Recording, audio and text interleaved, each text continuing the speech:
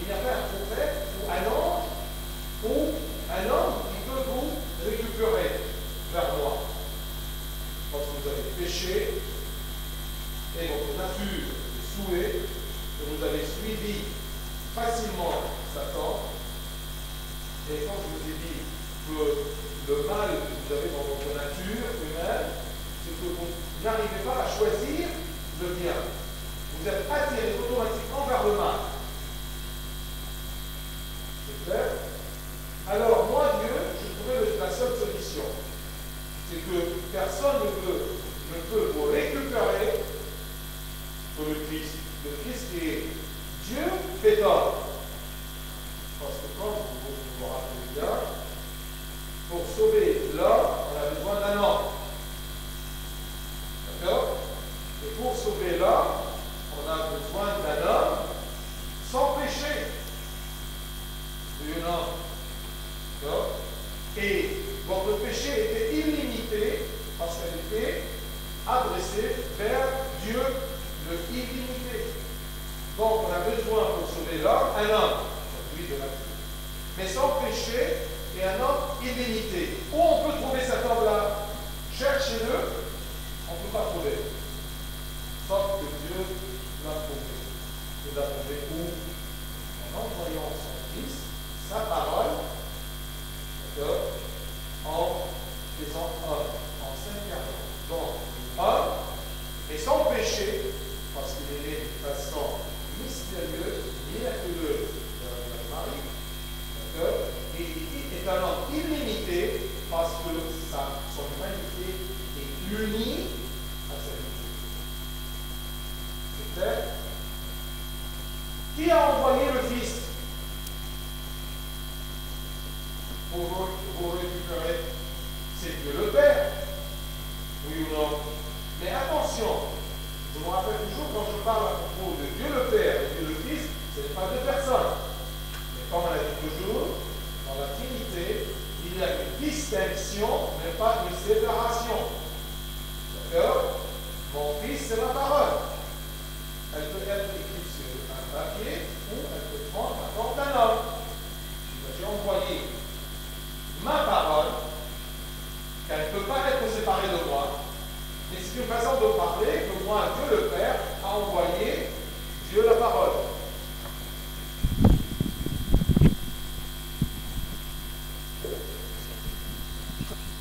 Ah oui. C'est clair?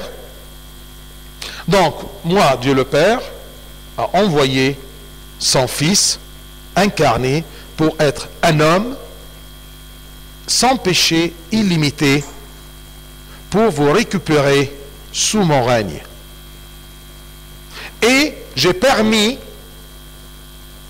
et j'ai fait que mon Fils incarné a pu vaincre l'autre roi, toute autorité autre que mon autorité, toute autre puissance autre que ma puissance. Est-ce que c'est le Christ qui a vaincu le Satan ou c'est le Père qui a fait que le Fils vaincre Satan?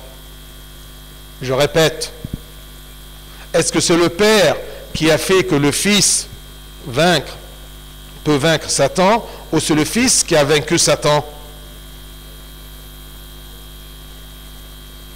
Les deux sont justes. Moi, j'ai résolu un problème avec ma raison, ou c'est ma raison, d'accord, qui a résolu mon problème. Moi et ma raison, nous sommes un. J'ai résolu ce problème, moi. Et je peux dire, ma raison a résolu le problème. Et bien, c'est la même chose, parce que ma raison et moi, nous sommes distingués l'un de l'autre, mais nous ne sommes pas séparés l'un de l'autre. Tout ce que le Fils a, le Père l'a. Et tout ce que le Père a, le Fils l'a. C'est clair? Vous avez compris ce plan divin? Bien. Relisons alors le texte. Car ensuite viendra la fin. Et c'est ça la fin.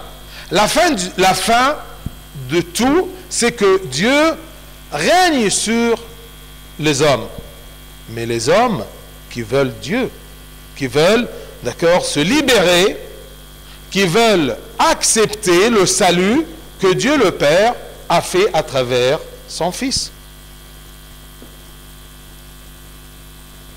Qui est là? Mine, Medhat, essaye de faire les joints. D'accord? Parce que ça... Yoba, lisons bas. Ensuite viendra la fin, quand il remettra le royaume à celui qui est Dieu et Père. Celui qui est Dieu et Père, c'est-à-dire Dieu le Père. Il est Dieu et Père. Comme le Fils est Fils et Dieu. Hein, vous me suivez? D'accord, la chaleur. Hein. Ensuite viendra la fin quand il remettra le royaume à celui qui est Dieu le Père, ou Dieu et Père. Qui il. Quand il remettra le royaume à celui qui est Dieu le Père. Qui il ici? C'est le Fils. D'accord? Je peux dire, quand le Fils remettra le royaume à celui qui est Dieu et Père, après avoir détruit toute domination, toute autorité et toute puissance. Quand le Fils pourra remettre le royaume au Père, quand il détruira toute autorité et toute puissance et toute domination de Satan. C'est clair ce verset? Celui qui n'a pas compris ou qui n'a pas suivi, qu'il me dit. Hein, c'est clair? Inji, tout est clair? Taille. Oui.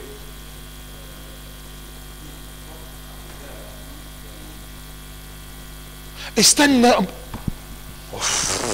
ouf.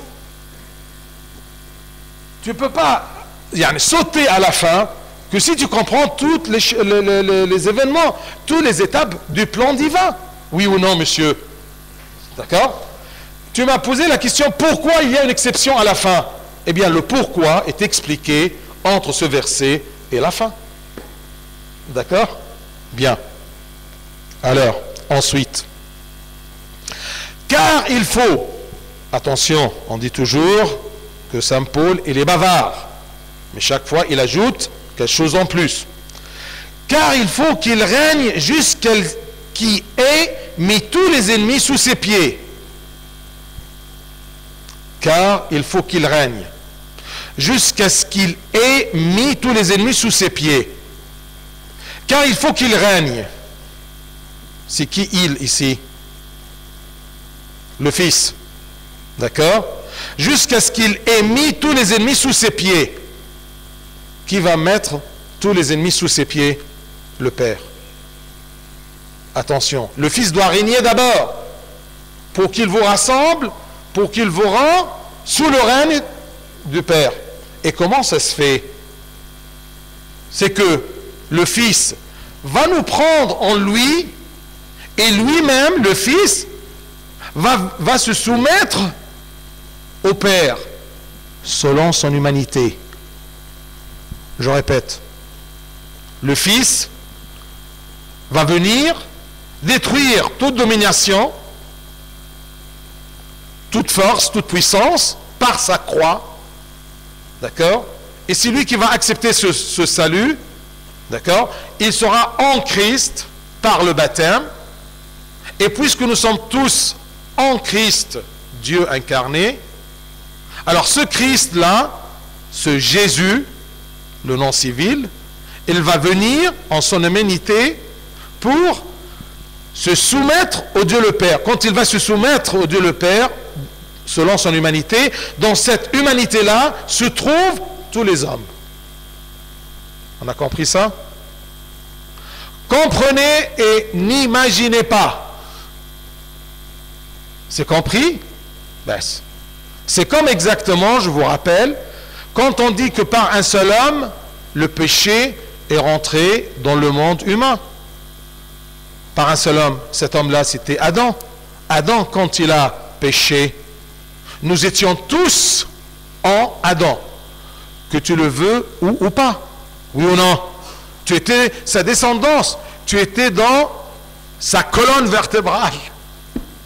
Oui ou non? C'est pour cela que le péché était transmis automatiquement à tous les êtres humains, que tu le veux ou pas. Mais quand la vie est rentrée par un seul homme, Jésus, par sa résurrection, ça n'a pas passé, la vie n'a pas passé automatiquement en nous ou à nous. Pourquoi? Parce que quand le Christ est ressuscité, nous n'étions pas tous en lui. Quand le Christ est ressuscité, nous n'étions pas tous en lui. Quand nous sommes tous en lui, par le baptême. C'est clair? Et pas par un seul péché, par un seul homme, par Adam, le péché est rentré dans le monde humain, et par un seul homme, le Christ, la vie et la résurrection a passé dans le monde humain. Mais le péché a passé automatiquement parce que nous étions tous en Adam, même avant notre naissance, mais en Christ, nous ne sommes pas en lui que par le baptême. C'est clair? Taï. Car, le 25, verset 25, car il faut qu'il règne jusqu'à ce qu'il ait mis tous les ennemis sous ses pieds. Et entre guillemets, il explique quel est le dernier ennemi. Il y en a plusieurs. Le dernier, c'est qui? C'est la mort. C'est pour cela qu'on dit toujours que par la mort, ou plutôt par sa mort, il a vaincu la mort. Par la mort du Christ, il a vaincu la mort. Et je vous ai fait, je crois, une fois, une caricature. D'accord? Le Christ, quand il est mort, son esprit humain est allé, d'accord, à l'enfer, comme tous les esprits humains. Mais Satan n'était pas aperçu que cet esprit humain est uni à la divinité. Alors quand il a vu le Christ, l'esprit de Christ, l'esprit humain du Christ, arrivant chez lui à l'enfer, il lui a dit « Roshala ». C'est clair? Mais en lui disant ça, il s'était surpris. Ce n'est pas elle. Ce n'est pas n'importe qui. C'est qui? C'est l'esprit humain uni à la divinité. Alors, il s'est fait petit. Il n'a pu rien dire. Le Christ est rentré à l'enfer. Il a libéré Abraham, Isaac, Jacob, tous les gens qui sont morts avant le salut, avant la crucifixion et la résurrection. Il les a libérés de l'enfer, ces esprits-là, en les prenant vers le paradis. Par sa mort, et son esprit humain a quitté son corps humain, il est descendu à l'enfer, d'accord? Il a libéré les êtres humains. Donc la dernière autorité, le dernier ennemi qui a écrasé, c'est la mort. Et cette mort-là, c'est la mort éternelle, attention, ce n'est pas la mort qu'on va tous y passer. Là, c'est la mort éternelle. C'est le jugement. Quelle est l'autorité de Satan sur nous? Ce qu'il a l'autorité de nous faire mourir éternellement. Parce que nous sommes esclaves à ce roi. Il nous a possédés. D'accord? C'est clair? Le dernier ennemi vaincu, écrasé par le Christ, c'est la mort. Oui, Diana?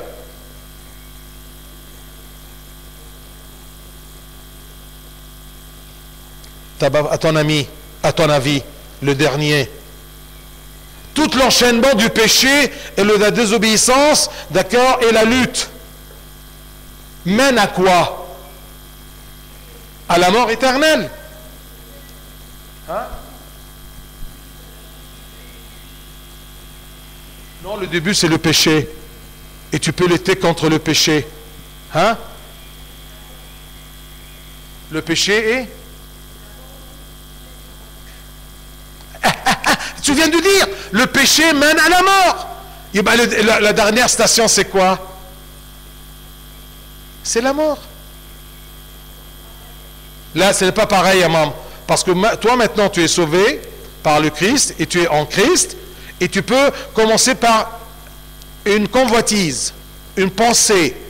Et la pensée, tu commences à lutter. Mais tu t'affaiblis un peu. D'accord? alors tu commences à commettre le péché. Et tu peux avoir le repentir et la communion. Mais tu remets. Alors tu passes un peu de temps. D'accord?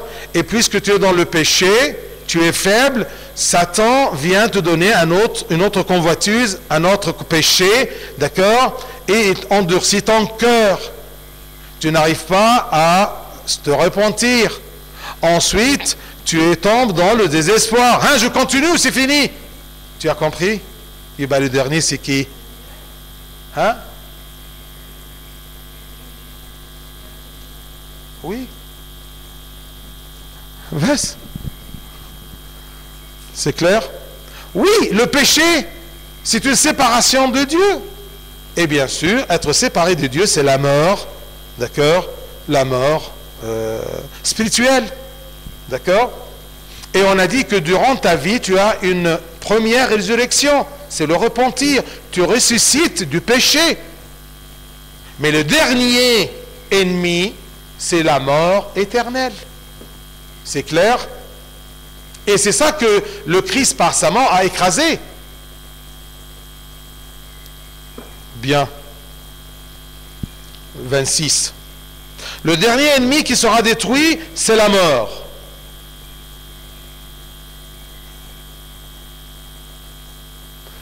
« 27. Dieu, en effet, a tout mis sous ses pieds. » Dieu le Père a tout mis sous ses pieds. Ça, c'est une façon de parler. D'accord? Mais bien sûr, Dieu le Père, Dieu le Fils, c'est le même, hein, comme on a dit. D'accord? Dieu, en effet, a tout mis sous ses pieds. Mais lorsqu'il dit que tout a été soumis, quand Dieu le Père dit, ou Dieu le Fils même dit, que tout était soumis à lui, il est évident que celui qui lui a soumis toute chose est excepté. C'est-à-dire Dieu le Père n'était pas soumis.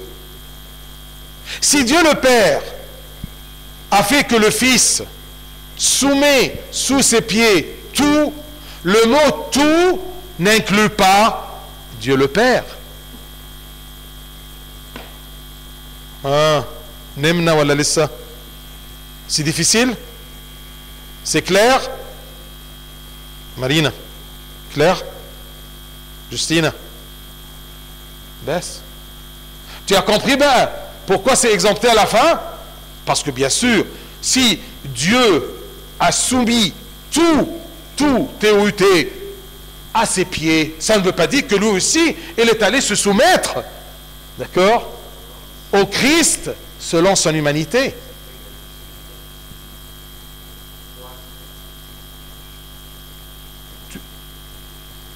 Tu veux qu'il est inclus dans tout? Tu veux que Dieu le Père se soumisse à l'humanité de Dieu le Fils? Hein? Alors, et quand Dieu le Fils se soumet au Dieu le Père, il se soumet selon son humanité, qui inclut en elle toute l'humanité. Tu as compris? Bas khalas. On va relire, d'accord? Et regardez bien, depuis 24 s'il te plaît Samuel, et maintenant vous allez comprendre. Ensuite viendra la fin. Quand il remettra le royaume à celui qui est Dieu et Père, après avoir détruit toute domination, toute autorité et toute puissance. Car il faut qu'il règne jusqu'à ce qu'il ait mis tous les ennemis sous ses pieds. Le dernier ennemi qui sera détruit, c'est la mort. Dieu, en effet, a tout mis sous ses pieds. Mais lorsqu'il dit que tout lui a été soumis, il est évident que celui qui lui a soumis toute chose est excepté. Comprends-tu? Bas khalas. Pourquoi Saint Paul il explique ceci? Pour que tu saches la valeur de ce que Dieu t'a fait, la valeur du salut, et que tu comprends qu'est-ce que c'est le salut. Il t'a sauvé de quoi?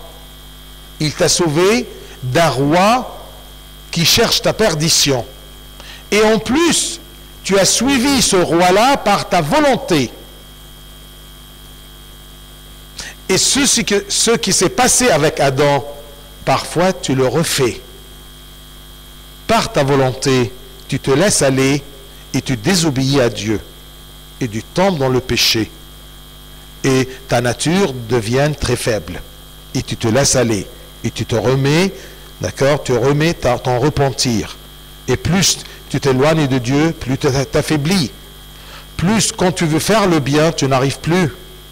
D'accord? Et plus tu t'éloignes, c'est plus difficile. Mais ce n'est pas impossible. Parce que Dieu, il t'aime toujours. Mais attention, avant ta mort humaine. Parce que si tu meurs dans ton péché, tu as refusé l'œuvre de l'Esprit Saint en toi qui t'aide à te repentir. C'est ça, blasphémer contre l'Esprit Saint. C'est clair? Mais Dieu, il sait l'amplitude du combat entre son Fils baptisé en Christ et l'ennemi, Satan. C'est pour cela qu'il a institué pour nous le repentir et le lavement sacramental, le sang et le corps de Christ. Tu te repens et tu deviens, d'accord, te purifier en Christ, en son corps et en son sang. C'est clair? Et avant d'y aller, parce que c'est quelque chose de très pur, tu dois passer d'abord par l'ambassadeur. Tu reconnais ton péché. Tu te confesses au sacerdoce, et le sacerdoce, l'ambassadeur, te donne la permission de te rapprocher de l'autel et prendre le corps et le sang de Christ. C'est clair? Verset 28. Et lorsque toutes choses lui auront été soumises, alors le Fils lui-même sera soumis à celui qui lui a soumis toutes choses, afin que, c'est ça le but, que Dieu soit tout en tous. Et le col fait le col, le primat. Et là il a dit Dieu, Dieu le Père, Dieu le Fils, Dieu le Saint-Esprit, Dieu, qu'il soit tout en tous. Toi, sois le roi de tous. Pourquoi est-ce que Dieu, il lui manque, d'accord, d'être adoré? Non. Dans la messe grégorienne, on dit que tu n'as pas besoin de ma servitude, c'est moi qui a besoin de ta divinité. C'est moi qui a besoin d'un Dieu. Ce n'est pas toi, Dieu, qui a besoin d'un serviteur. C'est clair? Parce que Dieu est complet. Mais pourquoi, entre guillemets, il a besoin de moi? Besoin. Parce que tout simplement, il m'aime. Et, inscrivez bien dans votre tête la réponse de la question, pourquoi Dieu m'a créé? Parce qu'il t'a aimé. Baisse. Alors, puisqu'il m'aime, pourquoi m'a créé? Et il sait très bien que je vais pécher. Ça ne fait rien. Par sa préscience comme divin, il a su que tu vas pécher et il t'a préparé le salut. Et ben, tu ne peux pas lui reprocher qu'il t'a aimé, il t'a créé, malgré qu'il savait que tu vas pécher. Maman, elle sait très bien que son fils va sortir jouer au jardin, il va se salir dans la boue, mais elle lui prépare un bon bain, d'accord, avec de la lessive, d'accord, Omo ou Ariel, d'accord, elle est prête. Fahimna? C'est ça le salut. C'est aussi simple que ça. Laquelle comprenez et n'imaginez pas. Parce qu'imaginer Dieu, c'est trop difficile. Taïb.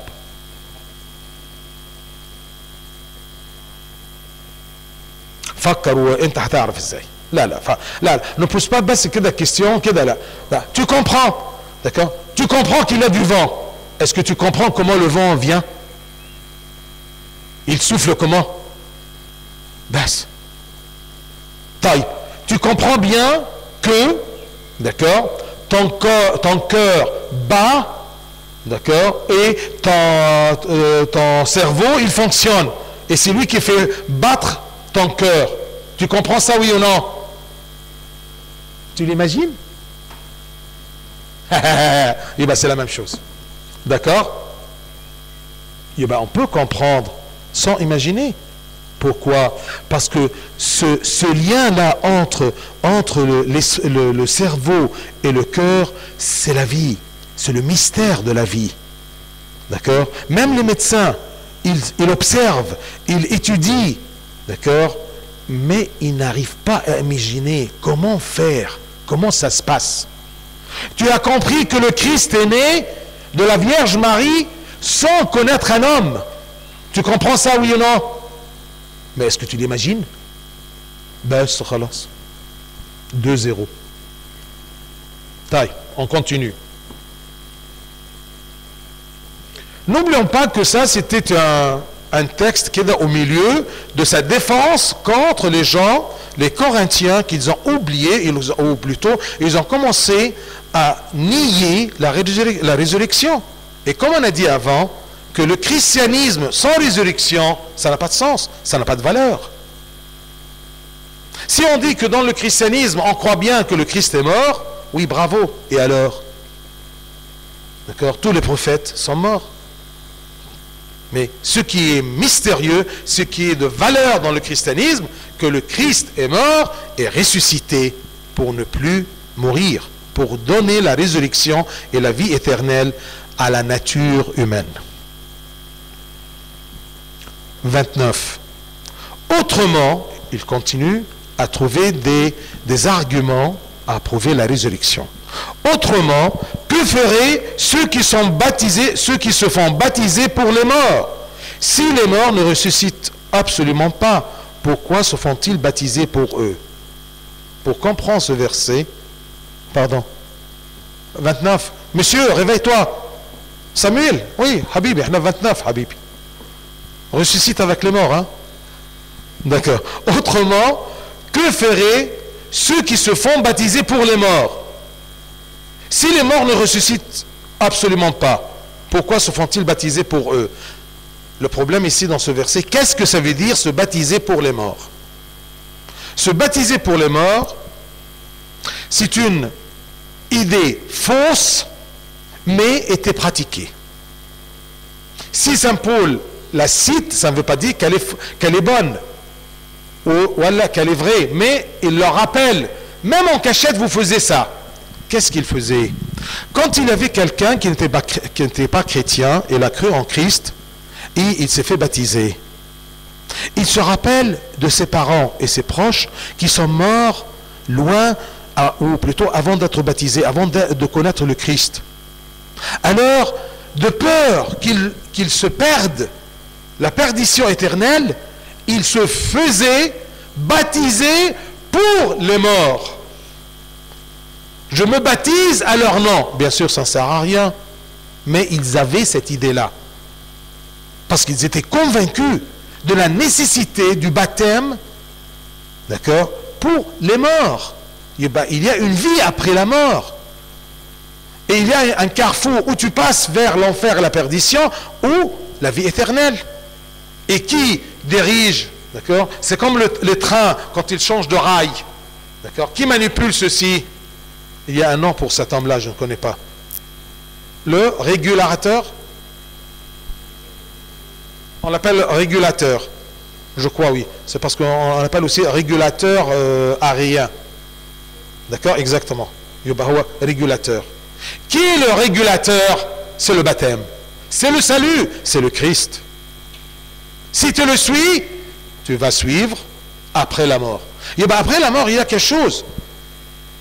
La preuve, c'est que moi sur terre, je pense à propos de mes proches qui sont morts. Et je veux bien leur changer leur destination. Autrement, que feraient ceux qui se font baptiser pour les morts? Si les morts ne ressuscitent absolument pas, pourquoi se font-ils baptiser pour eux? Ces gens-là et c'était une majorité parmi les Corinthiens. Les Corinthiens étaient des philosophes, mais très intelligents. Quand ils ont compris le christianisme, ils ont su que ça c'est une vérité. Après la mort, il y a ou bien la vie éternelle en Christ, ou bien la mort en Satan. Et nous, ici, c'est un bon avocat. Il défend la résurrection. Et nous, pourquoi sommes-nous à toute heure en péril? Chaque jour, je suis exposé à la mort. Je l'atteste, frère, par la gloire dont vous êtes pour moi le sujet en Jésus-Christ, notre Seigneur. Pourquoi je supporte beaucoup de périls? À cause de votre salut et votre foi. Parce que vous êtes ma gloire devant Dieu. Quand je serai devant Dieu après la mort, je vais lui dire, permettez-moi de rentrer dans ton royaume parce que j'ai aidé les autres, ces gens-là, à être sauvés. Parce que, attention, si quelqu'un prêche le faux, il ne va pas suivre lui-même le faux. C'est-à-dire, si par exemple, moi je vous trompe et je vous dis, il y a la résurrection et yallah, je vous encourage pour subir le martyre. Si c'est faux et je suis trompeur, je ne veux pas moi-même subir le martyre et vous donner l'exemple. Oui ou non? Puisque je sais qu'après, il n'y a pas la résurrection, il n'y a pas quelque chose après la mort. Mais puisque, et nous les apôtres, nous les prédicateurs, nous les saints, nous tous les gens, les hommes de l'Église, et nous, et les fidèles, et nous, pourquoi sommes-nous à toute heure en péril? Chaque jour, je suis exposé à la mort. Je l'atteste, frère, par la gloire dont vous êtes pour moi le sujet. Qui va me donner ma gloire? Qui va me donner une gloire devant Dieu? C'est vous, c'est votre foi. Si c'est dans des vues humaines que j'ai combattu contre les bêtes à Éphèse, quel avantage m'en revient-il? 32. Si ça ne sert à rien, il n'y a pas de résurrection. Alors, à quoi ça sert que j'ai combattu des bêtes à Éphèse? Des bêtes sauvages, ce n'étaient pas des bêtes sauvages vraiment. C'était des pharisiens, d'accord, et les idolâtres, les gens qui suivaient les idoles. Si c'est dans des vues humaines que j'ai combattu contre les bêtes à Éphèse, quel avantage m'en revient-il? Ici, c'est pour cela, tout simplement pour la gloire des gens, pour que les vues humaines, c'est-à-dire que les gens me regardent. Merci, à quoi ça sert? Si les morts ne ressuscitent pas, mangeons et buvons, car demain nous mourrons. Attention, cette phrase, c'est une philosophie des gens qui ne croient pas au-delà. Puisqu'il n'y a rien après la mort, mangeons et buvons, car demain nous mourrons. Il cite cette philosophie-là. Il les suscite à penser à cette philosophie. Vous savez, ces gens-là qui vivent de cette façon, mangeons et buvons, car demain nous mourrons. On fait tout ce qu'on veut. Yallah. Il n'y a rien après. Après la mort, il n'y a rien. Et bien, on peut faire tout ce qu'on veut. Ne vous y trompez pas. Après qu'il a dit cette mauvaise philosophie, cette philosophie de Satan, qui encourage les gens de ne pas se préparer pour le dernier jugement, il a dit, ne vous y trompez pas, les mauvaises compagnies corrompent les bonnes mœurs. Comment cette idée peut pénétrer dans ta pensée? Mangeons et buvons parce que demain on meurt. Viens, écoute, quelques moments de loisir, ce n'est pas grave. Ça vient comment? Par les mauvaises compagnies, les mauvaises fréquentations. Méfiez-vous des mauvaises fréquentations. C'est pour cela, c'est ça le lien entre les mauvaises fréquentations et les mauvaises idées. Ne vous y trompez pas. Il y a des filles et des garçons qui viennent me dire, oui, je connais que j'ai problème avec mes parents parce qu'ils ne sont pas d'accord que je fréquente ma voisine, d'accord, elle est une fille un peu shkabik. Mais Abouna, moi je sais tout, je comprends, je ne suis pas influençable. Ma réponse, donc tu n'es pas normal. Parce qu'un homme normal, c'est un influençable. D'accord? Alors, il n'y a pas un homme, d'accord, péché prouve, waterproof, vous savez, alors péché prouve, ou influence prouve. Non, tu le veux ou pas, selon ta fréquentation, tu es influencé. Et c'est pour cela qu'il nous dit, ne vous y trompez pas, les mauvaises compagnies corrompent les bonnes mœurs. Il a dit les mauvaises compagnies corrompent les bonnes mœurs pour les faibles. Il n'a pas précisé. Ne vous y trompez pas. Quand tu sens qu'une compagnie t'éloigne de Dieu, te jette des pensées, te présente des pensées, méfie-toi, ne t'y trompe pas. Fuis rapidement. D'accord? Parce que n'oublions pas que c'est écrit que les victimes du péché sont les forts. Pourquoi? Parce que c'est lui qui tombe dans le piège. C'est toujours le fort. Ah non, j'arriverai, je sais me retenir. C'est pour cela qu'on dit toujours, celui qui se noie, ce n'est pas ceux qui ne sont pas nagés. Ce sont les meilleurs nageurs. Pourquoi? Parce que celui qui ne sait pas nager, il est toujours au bord de la mer, il a peur. Alors si même il avale un peu d'eau, il va crier, on peut le sauver. Il ne meurt jamais. Mais celui qui est noyé toujours, c'est qui? D'accord? C'est le plus fort, le bon nageur, parce qu'il rentre dans les profondeurs. Vous trouvez toujours, d'accord, qu'un gendarme meurt en sauvant, d'accord, en sauvant un noyé. Pourquoi? Parce qu'il ne calcule pas. D'accord? Il se jette parce qu'il sait qu'il peut. Mais non, parfois le courant est beaucoup plus fort que lui.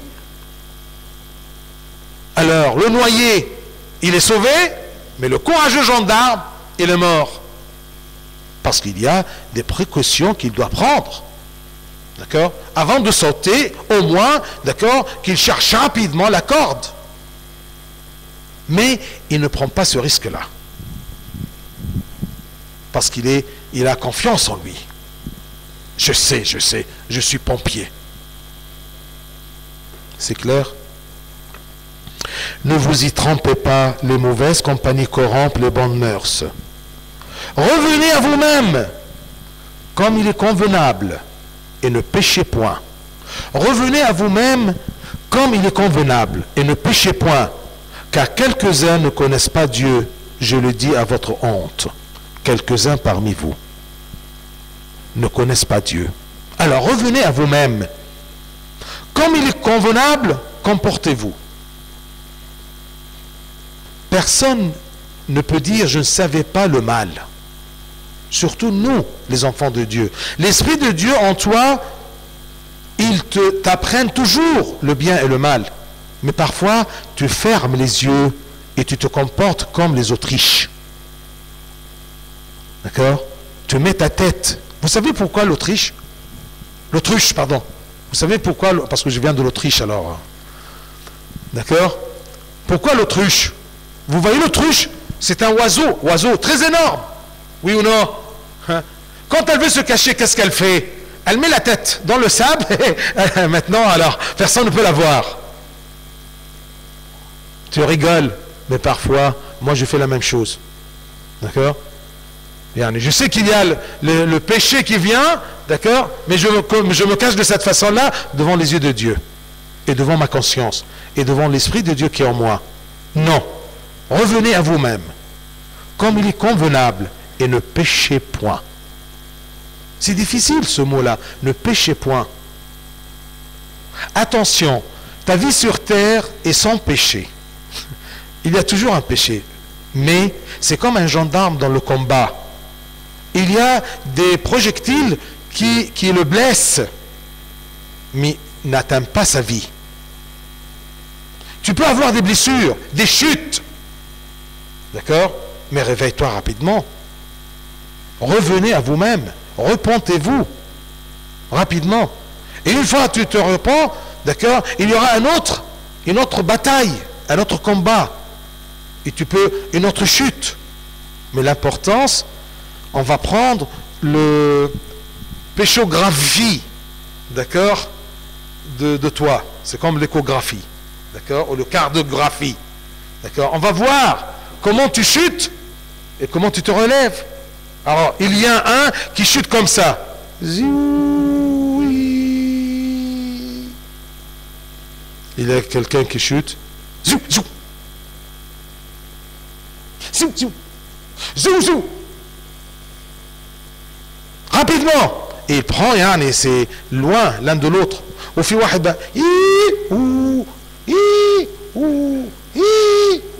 chacun il peut lire son péchographie. D'accord? Ne péchez point, car quelques-uns ne connaissent pas Dieu.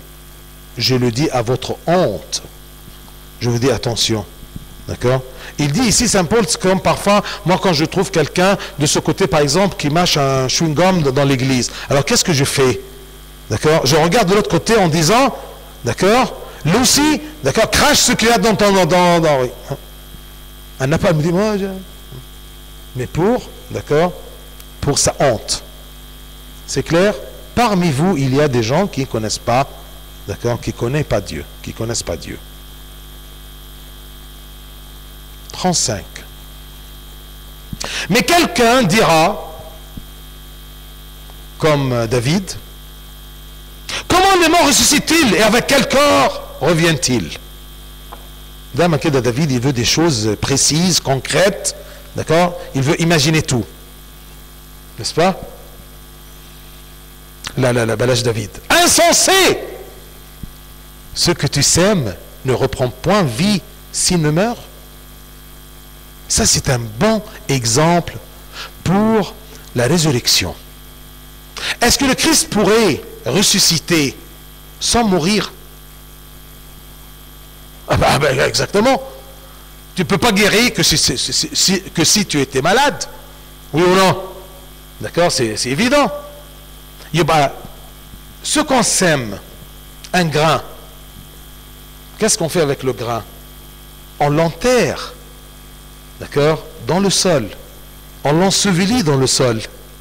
Il meurt.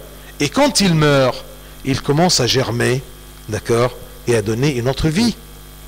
Oui ou non? Insensé. Pourquoi il est insensé? Ce n'est pas parce qu'il a posé la question, d'accord, mais parce qu'il veut imaginer. Alors, insensé n'imagine pas. Mais je veux te faire comprendre. Ce que tu sèmes ne reprend point vie s'il ne meurt. Et ce que tu sèmes, ce n'est pas le corps qui naîtra. C'est un simple grain de blé peut-être, ou de quelque autre semence. Puis Dieu lui donne un corps comme il lui plaît. Et à chaque semence, il donne un corps qui lui est propre. Qui lui est propre. Qu'est-ce que ça veut dire? Vous avez vu le grain de blé? On le met dans le sol. Ce qui sort du sol, est-ce qu'il a la même morphologie que le grain? Non. Qui lui a donné ce corps différent que sa morphologie de la graine? C'est Dieu. Oui ou non? Toi, tu ne peux pas ressusciter que si tu meurs. Et quand tu vas mourir, tu vas ressusciter avec un autre corps que Dieu va te donner. Mais un corps propre à chacun. Le corps du blé, le corps du pommier est différent que le corps du figuier. Oui ou non? Que le corps de la salade. Ça. Le principe que je vais mourir et je vais ressusciter. Avec quel corps? Avec un corps différent, qu'on va voir la prochaine fois.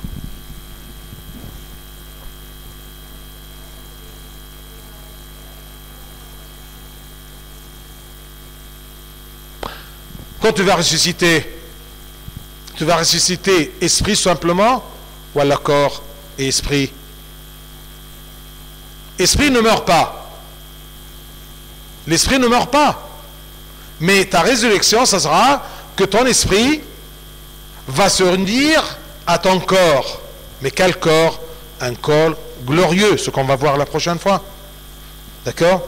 Imagine-toi, je ne suis pas ressuscité. D'accord? Et je vois que Myriam est ressuscitée. Son esprit est revenu à son corps. Elle est ressuscitée avec un corps glorieux. Et David aussi. Mais je peux distinguer entre toi et lui. Ah d'accord, oui, c'est ça. C'est clair? Question? David, c'est clair? Hein? Est-ce que vous avez des questions? Oui, Manuel. Pardon? Connaître Dieu, c'est le suivre.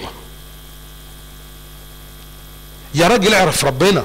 D'accord? Quand il y a quelqu'un qui pêche par exemple, نقول له حتى يا رب يعني يا راجل خاف ربنا، اعرف ربنا. اعرف ربنا ça veut dire quoi? D'accord? Reconnais-le. Connaître Dieu, c'est-à-dire faire ce qui lui plaît. Connaître Dieu, c'est-à-dire plaire à Dieu. D'accord? Oui.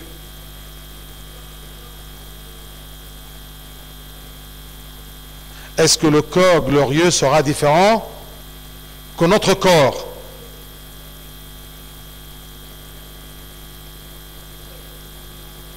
Moi, je n'ai pas vu. Il n'a pas dit. Lakin il a dit que chacun va ressusciter selon son grade. Oui ou non? Baisse. Tu veux, moi j'ai un autre grade que toi. Je suis mieux que toi. Glorieux, lumineux, 250 volts et 10 volts. Hein? On va voir si c'est système là, oui ou non. Laisse tomber les détails. D'accord? Un corps glorieux. Toi, tu seras encore glorieux et moi encore glorieux. Ça? Taïb. Est-ce que les méchants vont ressusciter? Là, oui, non, oui, non, oui. Alors, oui, parce que, oui, parce que, un raisonnement. Là, oui, non, c'est. Yalla, on va voir si oui ou non. Hein, Manuel?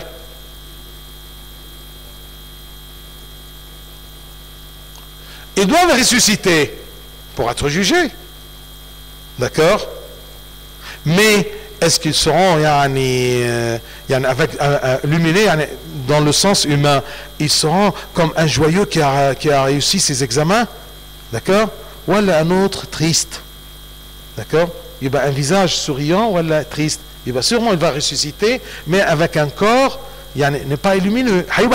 Sûrement différent. D'accord? Que nous, on le dessine noir et toi blanche. Tu vois? Tu as compris? Eh, Malik et Diana. Diana, toujours, elle veut quelque chose de concrète. La réponse concrète, Diana, d'accord? Là, je ne sais pas. Alors, là, j'ai essayé tout simplement de parler d'une façon évidente. Bien sûr, chacun, d'accord? La gloire de la Sainte Vierge Marie sera comme la gloire de Saint Georges? Sûrement, ça sera différent. Selon sa taille ou sa grade, sûrement sa grade. On est rentré dans ce que Dieu nous a dit, ce qu'on n'a pas vu les yeux et rien, aucune oreille a entendu, ce que Dieu a préparé à ceux qu'il aime. Ne rentrez pas dans les petits détails. D'accord? L'important, c'est de ressusciter, d'accord, dans la lumière du Christ pour vivre dans le royaume en Christ. On comprend, on n'imagine pas les petits détails. D'accord?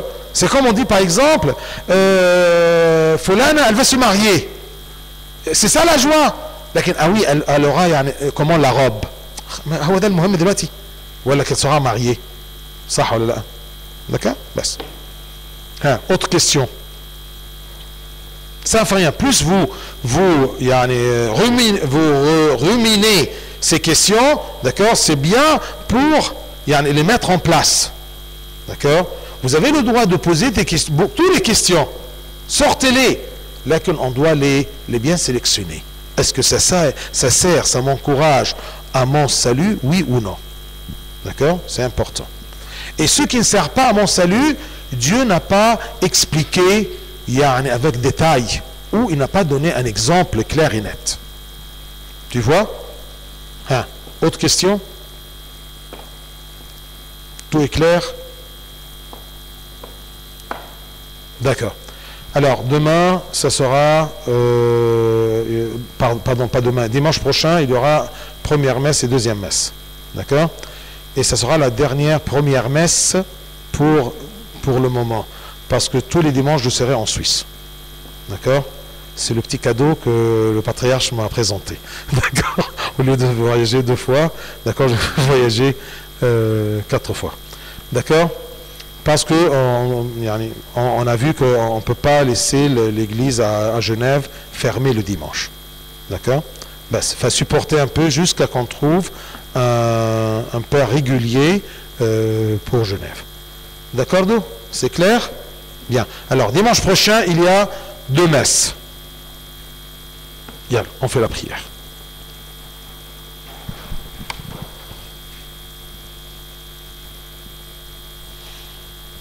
Au nom du Père, du Fils, Saint-Esprit, un seul Dieu, Amen. Par les intercessions de la Sainte Vierge Marie et les prières de tous les saints qui t'ont pris de l'origine, écoute-nous, Seigneur, exauce-nous en vous priant tous ensemble en disant: Notre Père qui est aux cieux, que ton nom soit sanctifié, que ton règne vienne, que ta volonté soit faite sur la terre comme au ciel. Donne-nous aujourd'hui notre pain de ce jour. Pardonne-nous nos offenses, comme nous pardonnons aussi à ceux qui nous ont offensés. Et ne se mets pas à la tentation, mais délivre-nous du mal. Par le Christ Jésus notre Seigneur, car c'est à toi qu'appartient le règne, la puissance et la gloire éternellement. Amen. Que l'amour de Dieu le Père, la grâce de Dieu le Fils, la communion, le don du Saint-Esprit soit avec vous tous. Allez dans la paix du Seigneur, que la paix du Seigneur soit avec vous. Il y a du Urban.